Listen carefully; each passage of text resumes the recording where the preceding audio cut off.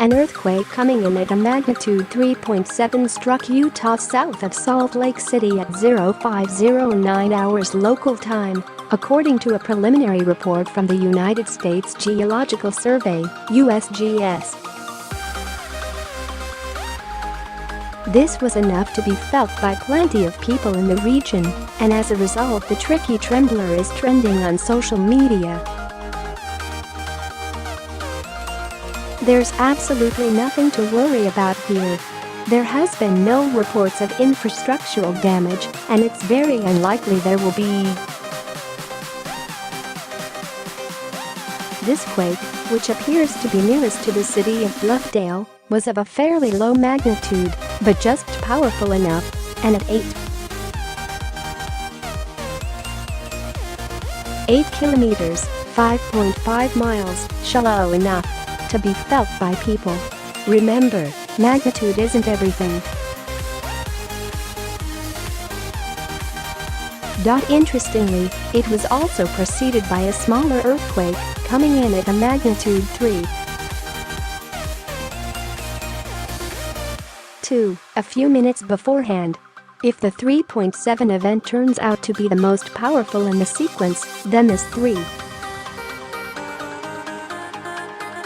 event will be retrospectively referred to as a foreshock. According to the USGS, the shaking intensity peaked in the region at B on the Modified Mercalli Intensity Scale, which uses felt reports by witnesses in peak ground acceleration to denote just how much the ground moved.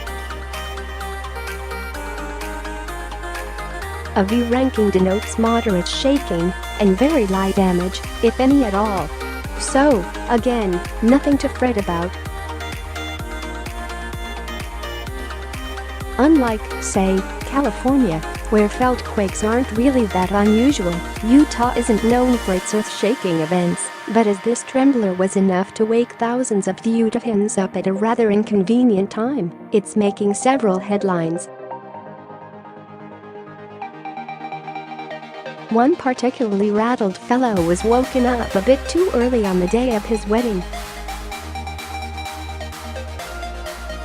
People are probably wondering what triggered it, and once again, the USGS has got you covered. You can read a detailed report on the tectonic backstory here, but here are the essentials. This part of the country includes the Intermountain Seismic Belt (ISB), a zone of seismicity that roughly trends north-south.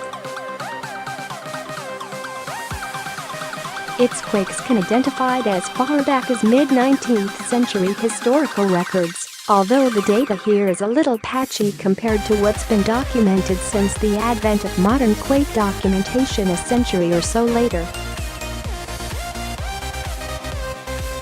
There are plenty of faults here, including northern Utah's Wasatch Fault and the splendidly named Hurricane Fault in southern Utah, and as the University of Utah makes clear, the ISB is a pretty active place.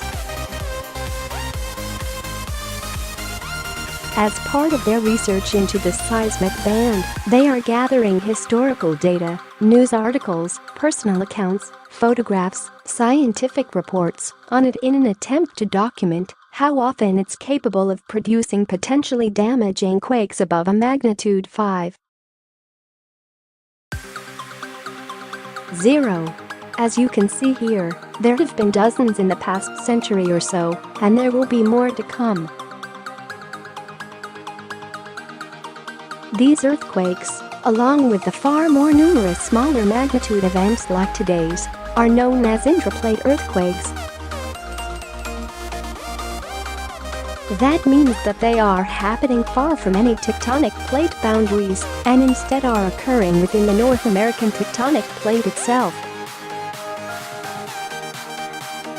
This isn't unusual. Due to the constant tug-of-war of this plate with its titanic neighbors, the North American plate is being stretched and pulled and squashed in a very complex manner, which causes faults to slip and earthquakes to occur. The ISB itself is being driven by an overall horizontal extension, Think of it like a piece of pizza dough being slowly pulled apart. The intricate fault network here contains plenty of idiosyncratic responses to that extension, which can result in rare, powerful slips and plenty more low-energy jolts. There's still plenty of work to be done when it comes to characterizing these faults and their hazard potential, but those are the basics. It's not yet clear which specific fault caused this morning's earthquake, but the ISB is certainly to blame. Apart from some less energetic aftershocks, there is nothing more to look forward to or fear in the near future in this respect. This quake, as ever, was just the active Earth doing what it does best, and there's no sign that a major, devastating quake is about to occur.